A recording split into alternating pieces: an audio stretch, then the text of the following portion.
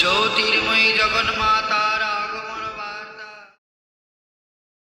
হে মাতা, আপনি প্রতিনিয়ত ধরাধামে বিরাজ করেন নানা রূপে প্রতিদিন, কখনো ভক্তের মঙ্গল কামনায়, কখনো অসুরের বিনাশে।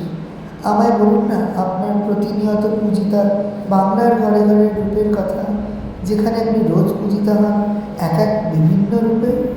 নিশ্চয়ই পুত্র, তোমার কথা কি আমি ফেলতে পারি?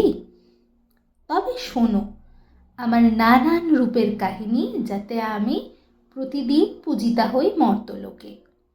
সোমবারে আমি তোমার পিতার সাথে যুগলে পূজিতা হই হরগৌরী রূপে, যেই রূপে তোমার পিতাকে আমি তপস্যার মাধ্যমে প্রাপ্ত করি। তবে শোনো সেই কাহিনী। গিরিরাজ ও মেনকার গৃহে আদ্যাশক্তি মহামায়া পার্বতী রূপে জন্মগ্রহণ করলেন। তিনি ওখানেই লালন পালন হতে লাগলেন এবং জন্ম থেকেই শিবের প্রতি এক বিশেষ আকর্ষণ অনুভব করতে লাগলেন। কিছু বয়স পেরোনোর পরেই দেবী মহাদেবের তপস্যায় রত হন এবং মহাদেবকে পাওয়ার জন্য তিনি কঠোর তপস্যা করেন। এমনকি তিনি আহারও ত্যাগ করেন।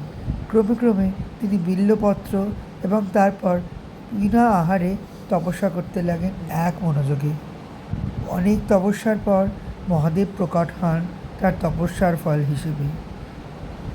মহাদেবের প্রকট হওয়ার পর দেবী পার্বতীর তপস্যা ভঙ্গ হয় এবং তিনি স্বামীরূপে মহাদেবকে গ্রহণ করেন এবং মহা সমারোহে মহাদেব ও দেবী পার্বতীর বিবাহ অনুষ্ঠিত হয় গিরিরাজ ভবনে।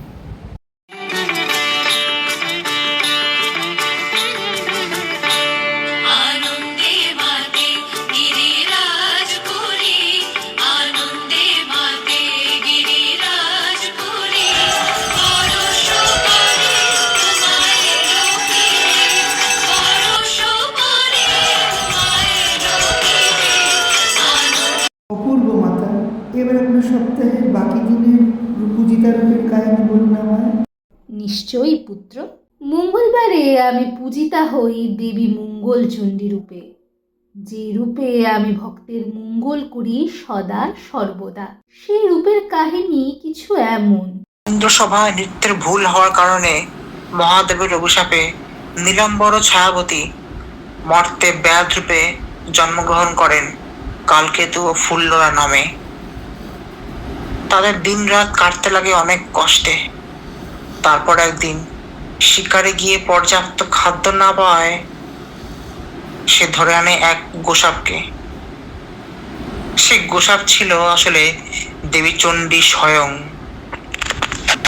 সেই গোসাপকেই কালকেতু গৃহে বন্দি করে আনে শিকার হিসেবে এবং গৃহে আনার পর তাকে সে গৃহে বেঁধে আবার বনের দিকে চলে যায়। তারপর সেই গোসাপ দেবী চণ্ডীরূপিণী এক মায়াবতী নারীর রূপ ধারণ করেন। তারপর কে তুমি গৃহমধ্যে বসে আছো? আমি যে এক সামান্য নারী, কালকে তো আমায় যে গৃহে নিয়ে এলো।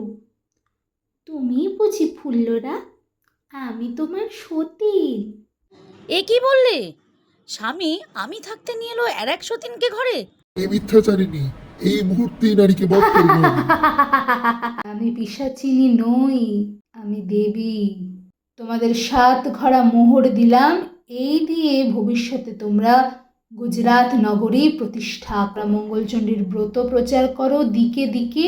তোমাদের আশীর্বাদ দিয়ে তোমাদের সর্বদা মঙ্গল হোক। এরপরে কালকেতু ও ফুল্লরা তিনি মঙ্গলচণ্ডীর ব্রত প্রচার করে দিতে দিতে। হে মাতা, আপনার লীলা অপার, আপনার লীলা বোঝার সাধ্য যে মানবের নেই। এবার আমায় বলুন আপনার সপ্তাহের বাকি দিনের পূজার কাহিনী। বুধবারে আমি পূজিতা হই দেবী তারা রূপে। সমুদ্র মন্থন কালে যখন দেবাসুর মিলে অমৃতের খোঁজে মন্থনে অংশগ্রহণ করেছিলেন, তখন সাগর থেকে উঠে এসেছিল ভয়ঙ্কর হলাহল। দেবাসুরের প্রার্থনায় দেবাদিদেব মহাদেব সেই বিষ নিজে পান করে নীলকণ্ঠ রূপে পরিচিত হন। সেই বিষের তেজ ধারণ না করতে পেরে মহাদেব অসুস্থ হয়ে পড়েন। তখন দেবী পার্বতী মন্থনস্থলে আবির্ভূত হন এবং সেই মুহূর্তে তিনি রূপ গ্রহণ করেন দেবী তারার। দেবী তারা রূপে তিনি মাতৃরূপে মহাদেবের নিজের কোলে টেনে নেন এবং তাকে মাতৃসুধা পান করিয়ে তিনি হয়ে ওঠেন শিবজননী। এইরূপে দেবী শিবের জননী এবং মাতৃসুধা পানের পর মহাদেব আবার সুস্থ হয়ে ওঠেন এবং নীলকণ্ঠ নামে পরিচিত হন। দেবী তারা পূজিতা হন বীরভূমের তারাপীঠ মন্দিরে।